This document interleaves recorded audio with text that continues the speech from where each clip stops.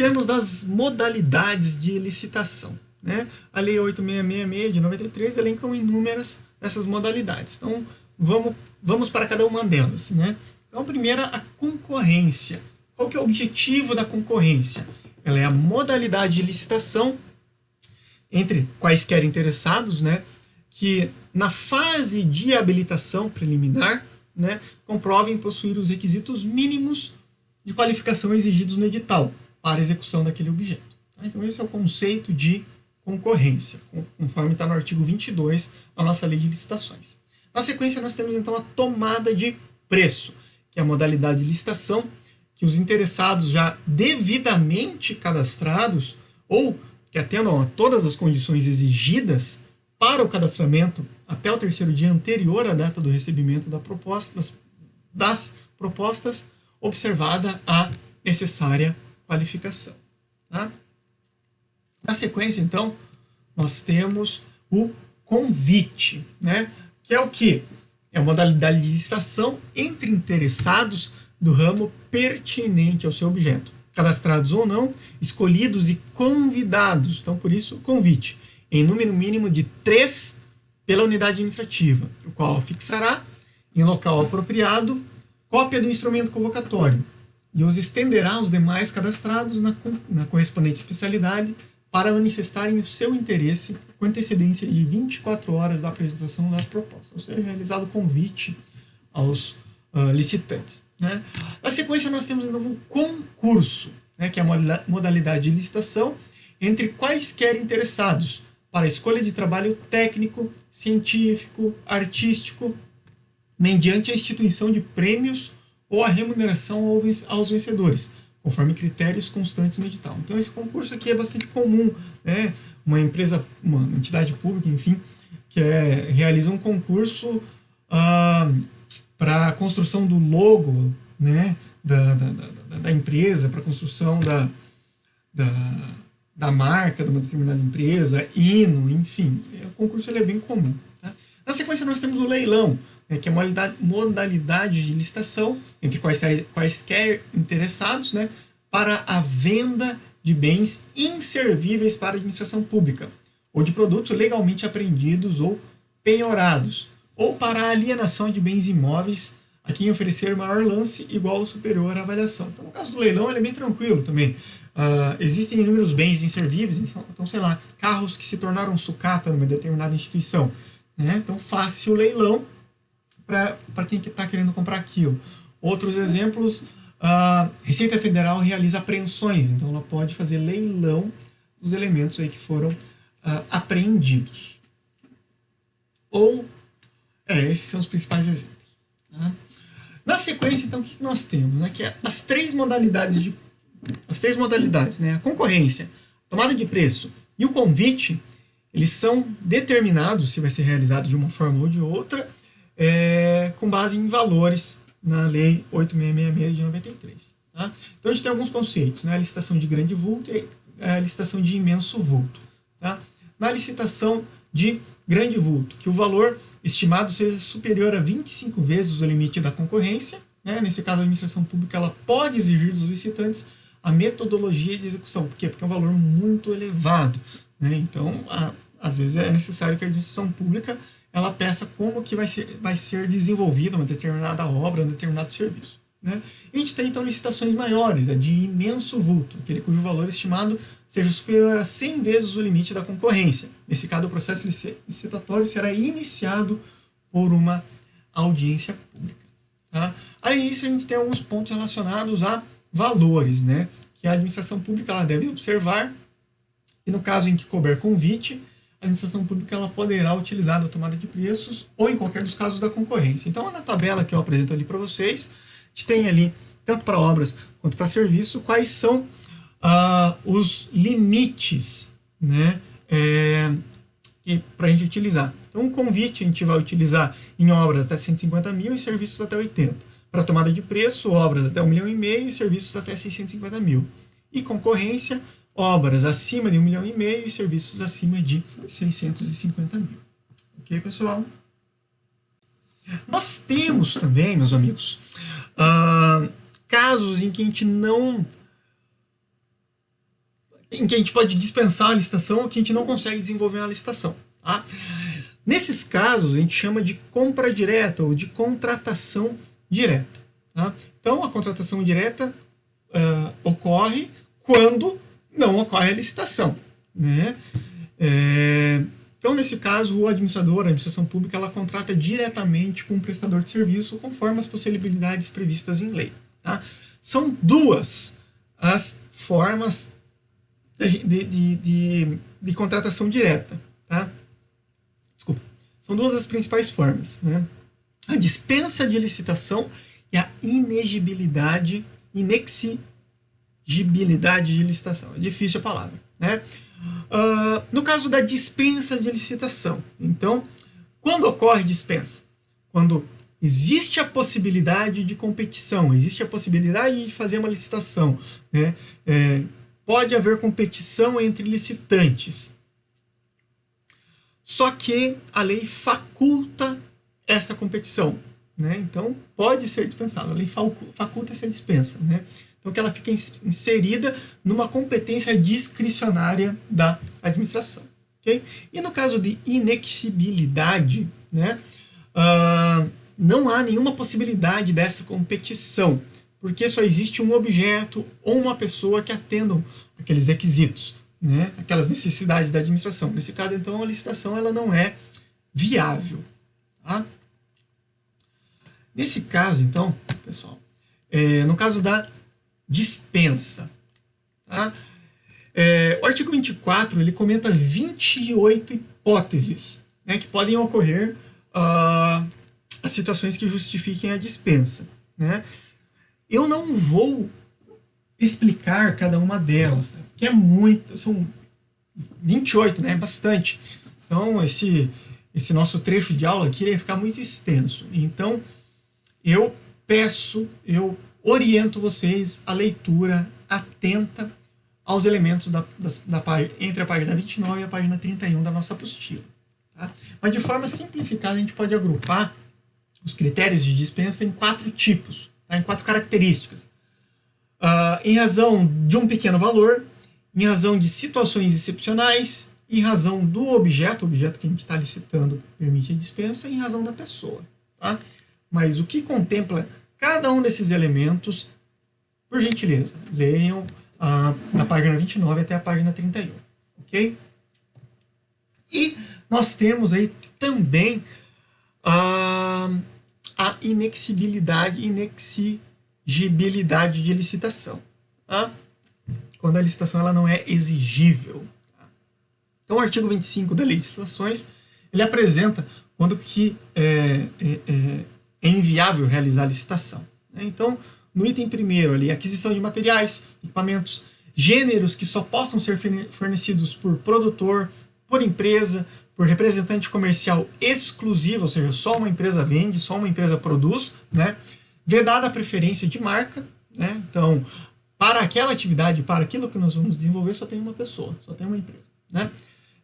Devendo a comprovação de exclusividade ser feita através de atestado fornecido pelo órgão de registro do comércio do local em que se realizará a licitação, ou a obra ou o serviço, né? Pelo sindicato, federação ou confederação patronal, ou ainda pelas entidades equivalentes. Pessoal, muita atenção aqui. Tá? Tem que ser atestado pelo órgão de registro no local em que se vai realizar a licitação. Tá? Eu já vi um caso pelo menos, em que foi realizada a licitação, né? O bem era exclusivo, tá? Só que o documento apresentado de exclusividade era da cidade em que a empresa estava instalada. A cidade que a empresa estava instalada era uma e o local da licitação era outra. Né? A cidade do órgão público era outro. O Tribunal de Contas identificou isso e fez apontamento de irregularidade. Por quê? Porque o documento tem que ser da cidade em que ocorre a licitação. Ok? O segundo ponto ali, né? Para a contratação de serviços técnicos enumerados no artigo 13º da Lei 8.666, de 93, então, por gentileza, leiam esse artigo, né? Então, de natureza singular, com profissão, com profissionais ou empresas de notória especialização, vedada a inexigibilidade para serviços de publicidade e divulgação. Tá? E o terceiro ali, para a contratação de profissionais de qualquer setor artístico, diretamente ou através de empresário exclusivo, desde que consagrado pela crítica especializada ou pela opinião pública. Então, por exemplo, em alguma cidade que tem um vínculo cultural muito grande, aí se deseja desenvolver um festival e vai contratar aí nomes renomados da MPB, né, música popular brasileira. Então, não é viável uma licitação, né, porque são pessoas específicas e dependendo do que se leva em consideração, vai ser um artista ou outro artista. Então, a gente tem aí essas especificidades, ok?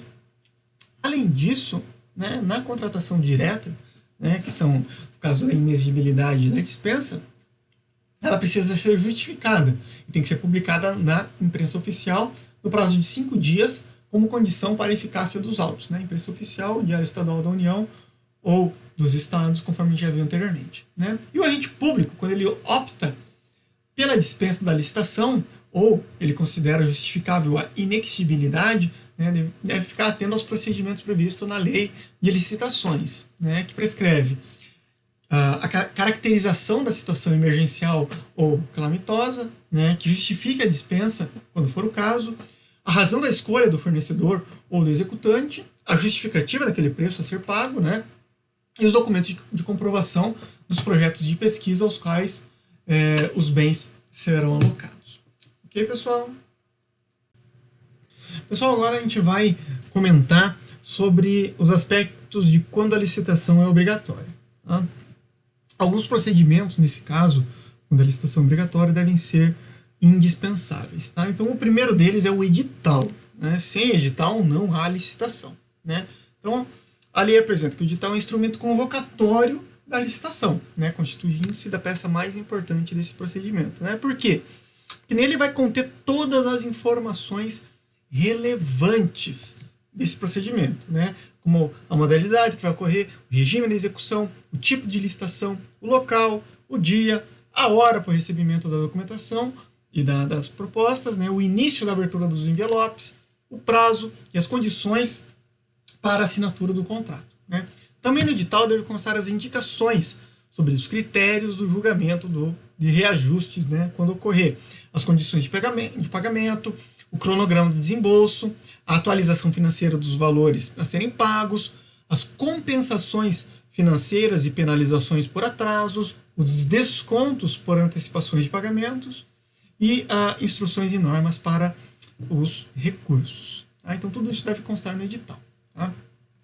Um segundo conceito que a gente precisa ter é o de habilitação. Tá? Então, o que vem a ser a habilitação? Né? Que para participar de uma licitação, o interessado, né, ele deve estar devidamente habilitado. Né? Para que isso ocorra, a empresa tem que apresentar alguns documentos. Né? Para quê? Para comprovar que ela tem habilitação jurídica, a qualificação técnica e a qualificação econômica financeira. Tá? Além da regularidade fiscal e alguns outros aspectos que a gente já comenta. Tá? Então, a habilitação jurídica, para confirmar que a empresa está juridicamente habilitada, o que precisa ser apresentado? Então, o comprovante, na lei ainda apresentava como o CGC, né, o Cadastro Geral de Contribuintes, hoje é o cartão CNPJ, né, comprovante de registro na Fazenda Federal, Estadual, Municipal, de estar regular, né, na Fazenda Federal, Estadual, Municipal, comprovante de regularidade da Seguridade Social e do Fundo de Garantia, né, do FGTS. Tá? O segundo aspecto que precisa apresentar é a qualificação técnica. Né? Então, a empresa precisa apresentar o registro ou a inscrição na entidade profissional competente ao qual ela presta serviço. Né? De aptidão para o desempenho de determinada atividade pertinente e que é compatível com o objeto de licitação e a capacitação técnico-profissional. Então, se a empresa pretende realizar uma obra, ela precisa apresentar que ela tem engenheiros qualificados para desempenhar essa obra. Né? Na sequência, então, nós temos a qualificação econômica financeira. Né? A empresa ela precisa demonstrar que ela tem uma saúde financeira e ela vai conseguir entregar o objeto da licitação. Então, para isso, o que ela precisa apresentar? O balanço patrimonial, as demonstrações contábeis do último exercício social, a certidão negativa de falência ou concordata, demonstrando que ela não faliu, né? E apresentar uma garantia limitada a 1% do valor estimado do objeto da contratação, né? Para demonstrar que esse valor vai ficar em garantia efetivamente aí do contrato. Né? E precisa apresentar também capital mínimo ou valor do patrimônio líquido não superior a 10% do valor estimado na contratação. Tá? Além disso, é necessário apresentar regularidade fiscal e o cumprimento do que está apresentado no inciso 33 do artigo 7º da Constituição Federal, que é o que? A proibição do trabalho noturno, perigoso, insalubre, de menores de 18 anos e de qualquer trabalho a menores de 16 anos, salvo na condição de aprendiz a partir dos 14 anos. Tá? Então, são esses os aspectos relacionados aí à licitação. Tá? Além disso, o que nós temos? O julgamento. Né? A gente teve a habilitação anteriormente, agora nós temos o julgamento. O que é o julgamento? É a abertura do envelope que contém a documentação relativa à habilitação de quem está concorrendo. Né? Então, a comissão de licitação irá verificar o cumprimento do que está apresentado no edital. E, estando a documentação regular, vai habilitar esse licitante. Né? Os concorrentes que forem inabilitados, ou seja, que não estiverem de acordo com o edital, não terão seus envelopes com a proposta de preço apreciado e vão receber de volta, né? Fechado, desde que não tenha havido recurso ou após a sua denegação. Né? Após isso, entre os habilitados, caso os preços sejam inexequíveis, ou seja, não sejam possíveis executar aquele preço, né, os superiores ao valor de mercado, as propostas serão desclassificadas. Tá? Na sequência, então, o que nós temos? Se a licitação for na modalidade de concorrência, de tomada de preço ou de convite, a lei de licitações prevê a adoção de um dos seguintes tipos. A gente já comentou alguns deles anteriormente. Né? O tipo de menor preço, o tipo de melhor técnica e o tipo de técnica e preço. Tá? No menor os nomes deles são bem sugestivos. Tá? No menor preço, então, vai ser vencedor o licitante que apresentar a proposta de acordo com as especificações do edital ou do convite e ofertar o menor preço. Né? Bem lógico. O de melhor técnica, né? Vão ser avaliadas, então, com critérios objetivos, obviamente, né? A capacitação, a experiência do proponente e a qualidade técnica da sua proposta. E a gente tem uma proposta mista desses dois, que é o técnica e preço.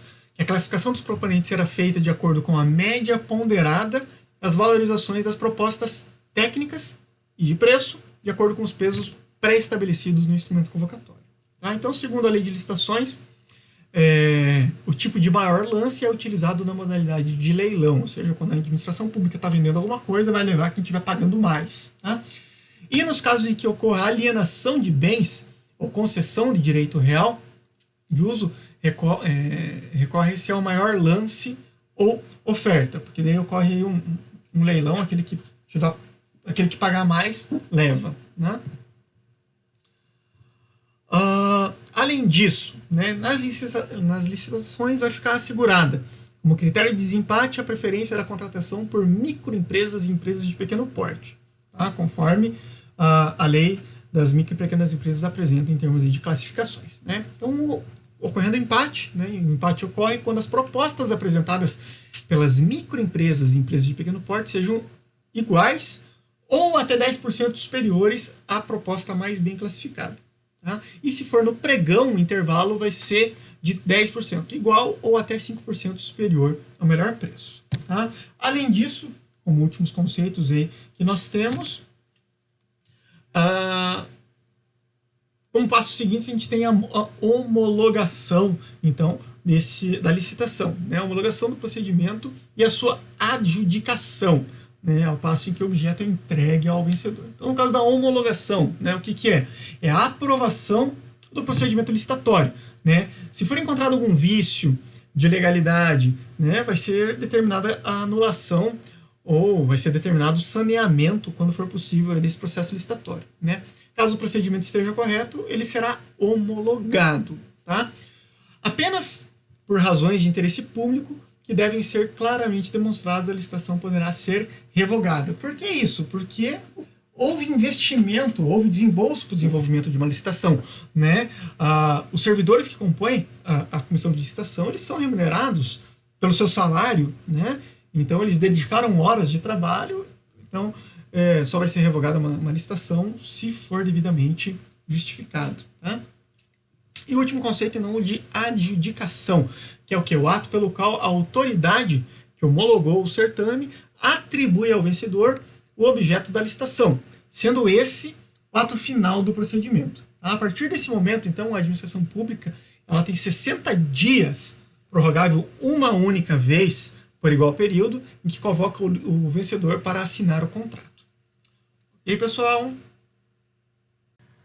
Pessoal, então, na sequência, a gente tem o conteúdo relativo a pregão, né? Até então, a gente não falou efetivamente sobre pregão, né? Por quê?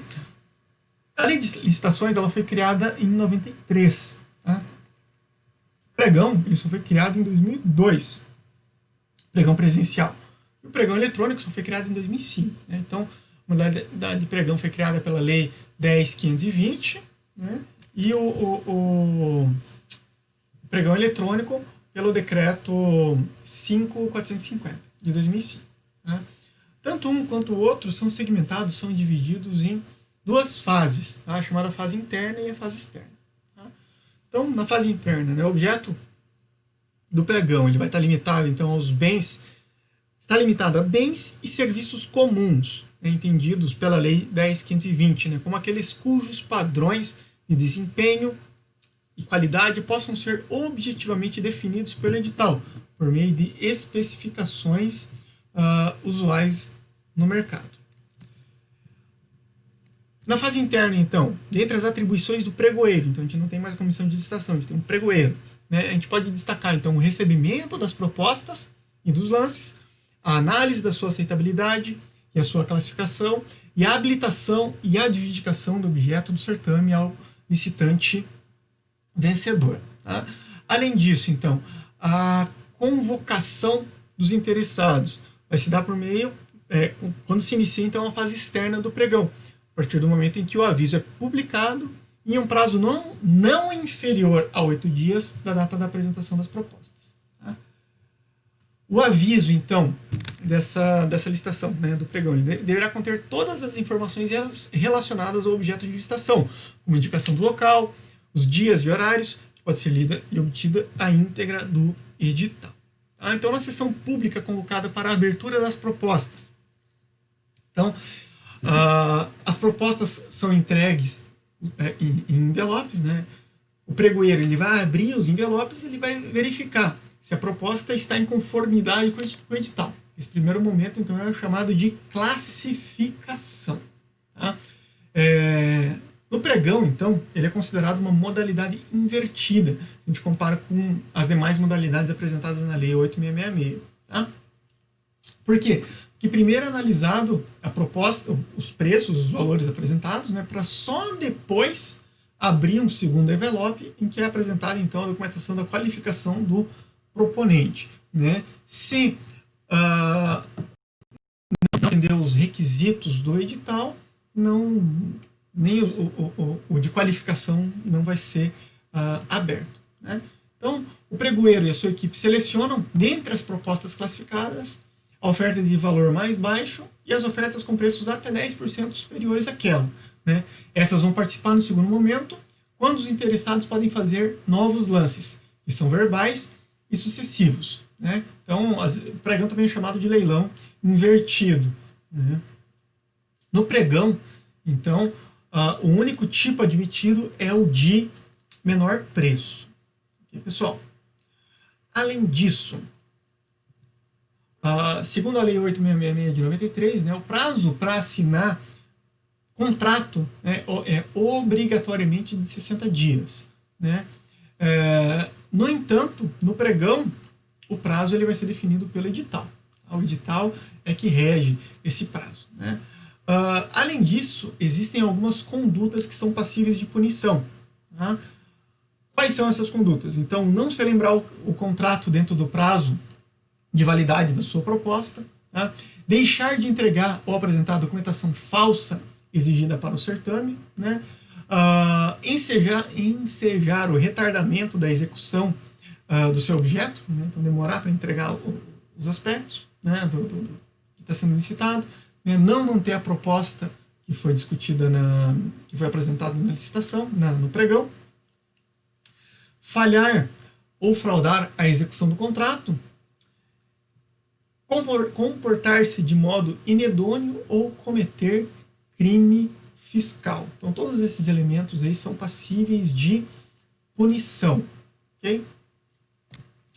Na sequência, então, meus amigos, em 2005 pelo decreto 5.450, foi instituído, então, foi regulamentado o pregão eletrônico. Tá? Para aquisição de bens e serviços comuns com abrangência para os órgãos da administração pública federal, na mesma linha aí do pregão presencial. Alguns pontos que a gente pode destacar aqui, que no pregão eletrônico o procedimento é feito à distância, similar aí à nossa disciplina, né? O nosso curso de graduação aí que é feito aí à distância, de forma eletrônica, né? Só que aqui, então, o trabalho é feito em sessão pública, né, por meio de um sistema que promove essa comunicação pela internet, né, dotado de recursos de criptografia e de autenticação. Tá? Não podem ser licitadas obras de engenharia, locações imobiliárias e alienações em geral. Tá? Isso não pode participar de licitação de pregão eletrônico. Tá? Então, o pregoeiro ele vai verificar as propostas e vai classificar aquelas em conformidade com o edital. Estando classificadas, né, independente do valor, elas vão participar da fase de lance, né, mesmo não estando lá nos 10% ou nos 5%. Tá? Então, os licitantes eles podem oferecer lances sucessivos e, enquanto perdurar a sessão, serão informados em tempo real do valor do menor lance que está sendo registrado, né, vedada a identificação do licitante. Então, um leilão ao contrário aqui. Tá? O sistema eletrônico, ele, de forma randômica, né, ele vai encerrar a licitação num prazo de 30 minutos. Né? Tem sessões que vão ser mais extensas, tem sessões que vão ser mais curtas, mas isso é de forma randômica. Né? Então, quando dá para encerrar em 30 minutos, é avisado. Tá? Então, após o encerramento da sessão, o pregoeiro ele pode encaminhar contraproposta ao licitante vencedor, para que seja obtida uma melhor proposta. Né? Então, tentando aí, visando algum desconto. Né? Além disso, então, a exigência da utilização do pregão na sua forma eletrônica para os entes públicos ou privados foi posteriormente ampliada pelo decreto 5.504 de 2005 também, né, para a contratação de bens e de serviços comuns realizados em decorrência de transferência voluntária de recursos públicos da União, por convênios ou instrumentos congêneres, ou consórcios públicos, mantidas as condições estabelecidas na Lei 10.520 e no Decreto 5.450. Tá? Um ponto de destaque aqui que eu apresento para vocês. O MOTA, em 2005, ele apresentou como vantagem na legislação que instituiu o pregão, que é o que? A redução do tempo, né, do processo licitatório e dos custos do processo licitatório, né, já que ocorre essa inversão aí de fases, né, da classificação e da habilitação. Né, e o incremento do número de concorrentes, por causa da disputa ser aberta e proporcionar aí por oferta de lances. Principalmente, complemento eu, quando a gente trabalha com o pregão eletrônico. A gente pode trabalhar aí com empresas de todo o Brasil. Ok, pessoal? Então, nesse momento a gente encerra a nossa unidade 1, em que a gente discute licitações. Ok?